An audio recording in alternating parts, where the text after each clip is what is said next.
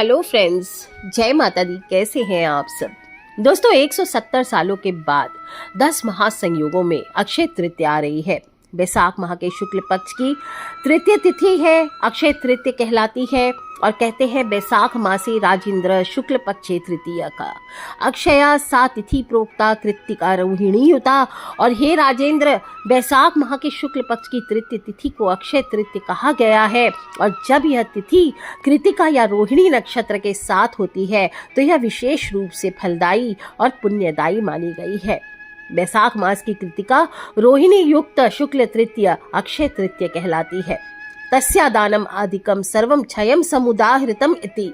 और इस दिन किया हुआ जप हो, तप हो, ज्ञान हो, दान हो, अक्षय फल देने वाला होता है, इसलिए अक्षय तिथि कहलाई है।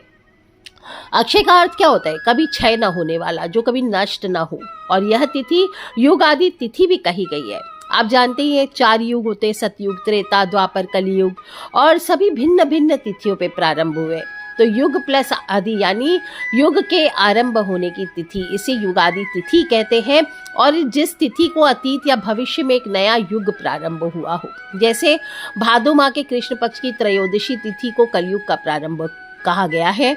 कार्तिक माह के शुक्ल पक्ष की नवमी को दीपावली के पास वो सतयुग की तिथि बताई गई है। और माघ माह के कृष्ण पक्ष की अमावस्या को द्वापर की तिथि कहा गया है। और बैसाख माह के शुक्ल पक्ष की तृतीया को सतयुग और कल्प भेद से त्रेता युग की शुरुआत हुई थी। और इस दिन श्री हरि नारायण ने दुष्टों के संहार हेतु भृगुवंशी भगवान श्री परशुराम जी के रूप में पृथ्वी पर अवतार लिया। और सिर्फ परशुराम ही नहीं, धर्म की रक्षा के लिए भगवान विष्णु ने अनेक अवतार लिए, जिसमें नर नारायण, हयग्रीव, परशुराम 3 पवित्र अवतार अक्षय तृतीया के दिन ही उदय हुए थे। ये जो 4 युगादि तिथियां होती है अपने आप में चमत्कारी होती है। इस दिन किया गया जप हो, तप हो, ध्यान हो, स्नान हो, यज्ञ हो, हवन हो, स्वाध्याय हो, दान हो, अक्षय हो जाता है। प्रत्येक युग में 100 वर्षों तक दान करने का जो फल मिलता है वो युगादि काल में एक दिन में ही दान करने से प्राप्त हो जाता है। नारद पुराण हो, हेमाद्री हो, तिथि तत्व हो, निर्णय सिंधु हो, पुरुष चिंतामणि हो, विष्णु पुराण हो, भुजबल निबंध हो, सब में इसका उल्लेख किया गया है। इस दिन को सर्वसिद्धि मुहूर्त या अबुझ मुहूर्त भी कहा गया है। इस दिन कोई भी शुभ काम करने के लिए आपको पंचांग देखने की जरूरत ही नहीं है। और कोई भी मांगलिक कार्य जैसे विवाह हो, गृह प्रवेश हो, वस्त्र आभूषण की खरीदारी हो, घर खरीदना हो, भूखंड, वाहन आदि की खरीदारी से संबंधित कार्य कर सकते हैं।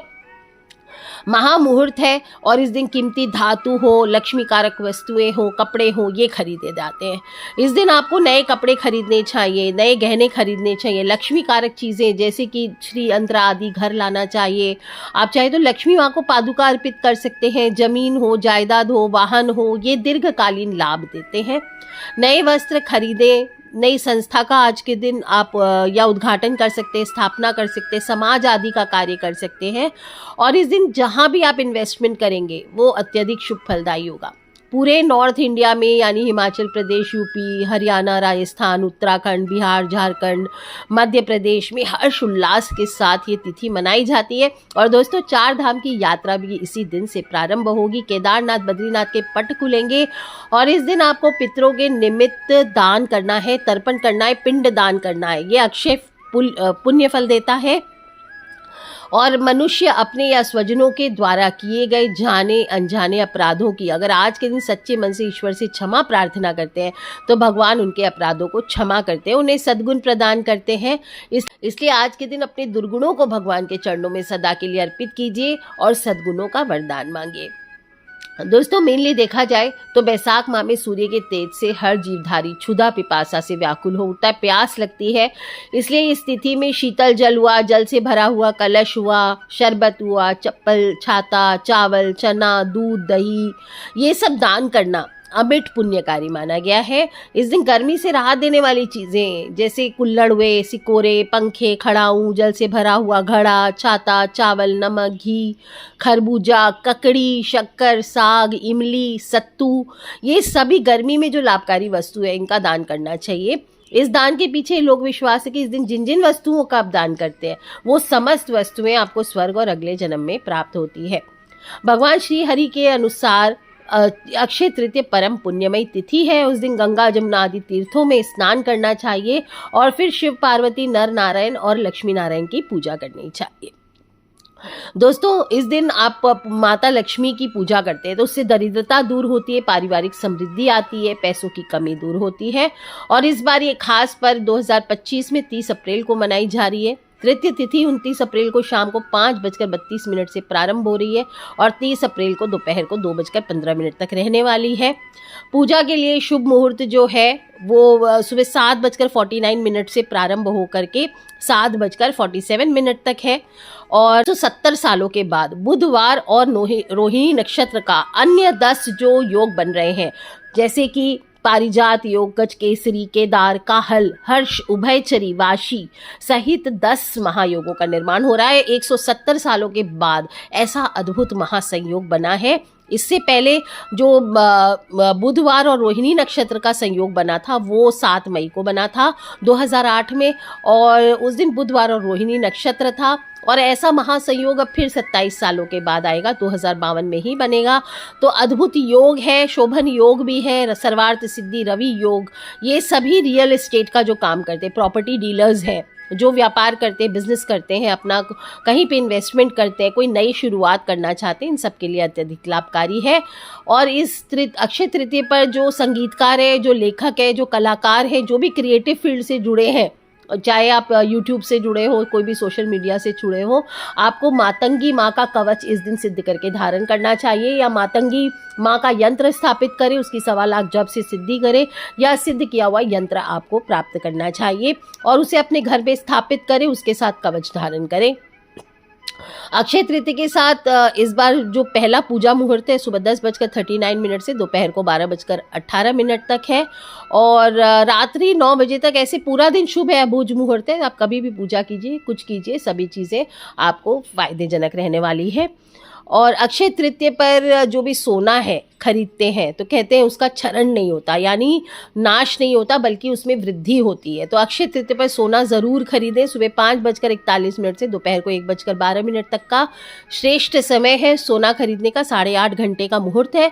तो क्या करें, आज के दिन आप ब्रह्म मुहूर्त में उठकर समुद्र, गंगा जी, कहीं पे भी शांत चित्त होकर भगवान श्री हरि विष्णु का विधि विधान से ध्यान करते हुए आपको स्नान करना चाहिए। सुंदर वस्त्र पहने, धुले हुए चमकीले वस्त्र, जैसे दिवाली पर तैयार होते हैं ऐसे भारी भारी कपड़े पहने। जो लोग पूजा करेंगे, करना चाहते हैं, अपने घर के ईशान कोण में लाल कपड़ा बिछाकर भगवान श्री लक्ष्मी नारायण के चित्र हो, मूर्ति हो, इनकी स्थापना करके पूजा कीजिए। आपके पास जो भी अभिमंत्रित हत्ता जोड़ी, सियार सिंगी, लक्ष्मी कौड़ियाँ हो, श्री यंत्र हो, इस दिन कहते हैं माँ लक्ष्मी को 1.25 लाख लक्ष्मी जाप करके अभिमंत्रित करके माँ को चरण पादुका अर्पित करनी चाहिए। और इसके बाद माँ का श्रृंगार करके पूजन करें और कांसे के या मिट्टी के दिए में गाय के घी का दीपक करना चाहिए। करें, चंदन का धूप करें, गोलोचन हो तो गोलोचन से तिलक करें, कामिया सिंदूर हो तो उससे तिलक करें। आपके पास वशीकरण तिलक हो तो इस दिन माँ को भी उससे आप तिलक करें और स्वयं भी करना चाहिए, और नहीं है तो नॉर्मल कुमकुम से तिलक करें। अक्षत, रोली, सिंदूर, इत्र जरूर चढ़ाएं माँ को, गुलाब का, चंदन का, जो भी आपके पास इत्र, फूलों का इत्र हो, ये लक्ष्मी माँ को चढ़ाना चाहिए। अबीर, गुलाल आदि 16 चीज़ों से षोडशोपचार पूजन करें। इस दिन चावल का खीर बनाना चाहिए, मीठा सत्तू बनाना चाहिए। इसका भोग जौ या गेहूं का सत्तू, जो आपकी इच्छा हो, चने का सत्तू है ना, ये आप मीठा सत्तू बना सकते। ककड़ी हुआ, चने की दाल हुआ, ये अर्पित किए जाते हैं। और एक कटोरी में मूंग ज़रूर अर्पित करें, उसमें 1 रुपया का सिक्का रख दीजिए। बाकी अगले वीडियो में इसका उपाय बताऊंगी। और माँ को आप चरण पादुका, अगर आपके पास है अभिमंत्रित की हुई, चांदी की हो तो श्रेष्ठ है, और उससे माता लक्ष्मी की मूर्ति के सामने, जो आपने दिवाली पे माता लक्ष्मी का पूजन किया था, कोशिश करें उसी माता लक्ष्मी के सामने आप इसे स्थापित कीजिए। और फिर जो चरण पादुका उसको माँ लक्ष्मी के सामने ही आप रख दीजिए या तिजोरी में स्थापित कीजिए। 40 दिन में आपके जीवन में कमाल होता है। अगर आपका पैसा रुका हुआ था तो ताबड़तोड़ धन बरसता है। ताबड़तोड़ मतलब इतना इतना धन बरसता है। और अगर कहीं बंधन हो गया था, आपके पैसों का रुक गया था पैसा, तो भी ताबड़तोड़ आपकी वो प्रॉब्लम्स दूर होती है। और ऐसे भी इस बार 10 महासंयोग और रोहिणी नक्षत्र में आई है अक्षय तृतीया, जो कि अपने आप में विशिष्ट है। और तांत्रिक संस्थानों में लक्ष्मी पादुकाएं अवश्य सिद्ध की जाएंगी। जो भी जानकार सिद्धि वाले हैं वहां से आप इनको प्राप्त करें, और नहीं तो सिर्फ हत्ता जोड़ी या सियार सिंगी या लक्ष्मी कौड़ियाँ या मृग कस्तूरी है या श्री यंत्र है, जो भी सिद्धि की भी चीज़ है, उन्हें अगर आपके पास ऑलरेडी घर में है तो उनका पूजन आज के दिन अवश्य करें। कैसे पूजन करेंगे? धूप दीप करें, उस पर 4 चुटकी 7 चुटकी सिंदूर चढ़ाइए, 2 लौंग 1 इलायची अर्पित कीजिए और थोड़ा सा कपूर जलाकर उसकी धूप दीप दिखाकर आरती करें। इसके अलावा उसमें भोग आदि कुछ अलग से नहीं चढ़ाया जाता है। कहते हैं हत्ता जोड़ी और सियार सिंधी का भोग सिंदूर ही होता है। तो जो ऑरेंज वाला हनुमान जी का सिंदूर होता है, भारी वाला मीठा सिंदूर, वो आपको अर्पित करना चाहिए 7 चुटकी। और दोस्तों ये कमाल होता है, आपको पता भी नहीं चलेगा कब आपके घर में लक्ष्मी की, सुख की, सिर्फ लक्ष्मी माने पैसा नहीं होता है, लक्ष्मी 8 प्रकार की होती है। इसमें आपके घर में जो सुख शांति है, आपके घर में जो प्यार मोहब्बत है, वो भी काम करते हैं। यानी कि लक्ष्मी की प्राप्ति होती है, अष्ट लक्ष्मी की प्राप्ति होती है, और आपकी हर तरह की जो पारिवारिक व्यवस्था है वो ठीक हो जाती है।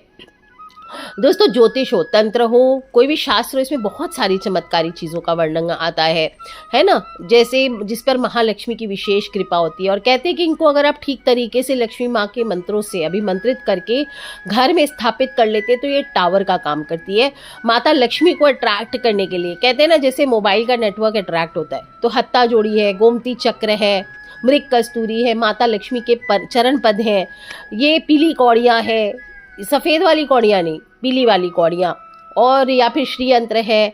आप अत्यंत ही गरीब हो, तब आप समय अगर नहीं है आपके पास, साथ नहीं दे रहा है, तो आपको क्या करना है, सफ़ेद जो कौड़ियाँ होती है उस पर हल्दी लगा करके एक बार स्थापित कर लीजिए। लेकिन मन में ये भाव कीजिए जैसे ही मैं सामर्थ्यवान हो जाऊंगा या हो जाऊंगी, मैं पीली लक्ष्मी कौड़ियाँ को स्थापित करूंगी, और जो पुरानी कौड़ियाँ उनको आपको विसर्जित कर देना चाहिए।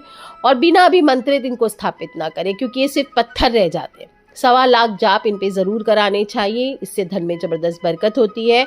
या फिर किसी सिद्ध पीठ से प्राप्त करें जहाँ पे वो मंत्र फूंक के देंगे तो वो आपके लिए चमत्कारिक रूप से काम करती है।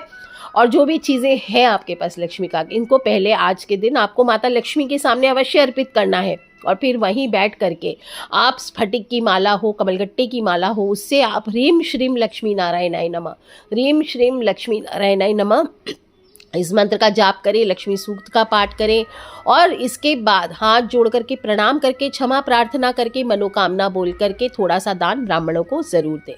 फल हो, फूल हो, पात्र हो, वस्त्र हो, जो भी आपने दान के लिए इकट्ठा की है चीज़ें, वो चीज़ आप दान कीजिए। ब्राह्मण भोजन करवा सकते हैं, और पूजा के बाद भोग जो भी आपने लगाया, खीर आदि, सत्तू, मीठा सत्तू आदि, उसको प्रसाद स्वरूप वितरण करके परिवार सहित आपको मीठा सत्तू अवश्य खाना चाहिए।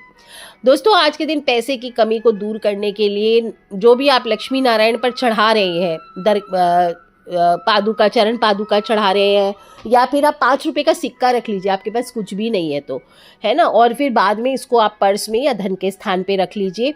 इससे आपके घर में बरकत आती है, दरिद्रता से मुक्ति मिलती है, व्यवसाय में वृद्धि होती है, दिन दुनी रात चौगुनी उन्नति होती है। और बेस्ट है कि आप नहीं हो तो लक्ष्मी नारायण पर चढ़ी हुई 11 पीली लक्ष्मी कौड़ियाँ जो होती है, या चरण पादुका जो होती है, उसको तिजोरी में स्थापित कर दीजिए।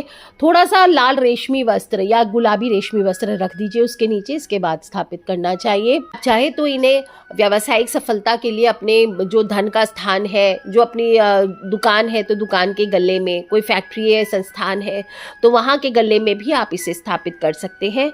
नौकरी में सफलता नहीं मिल रही है तो आप इनको आप है ना जो सिद्ध पीली लक्ष्मी कौड़ी है उसमें छेद करवा करके आप उसको गुलाबी धागे में पिरोकर कलाइयाँ बाजू में भी बांध सकते हैं। ध्यान रखें अभिमंत्रित होनी चाहिए।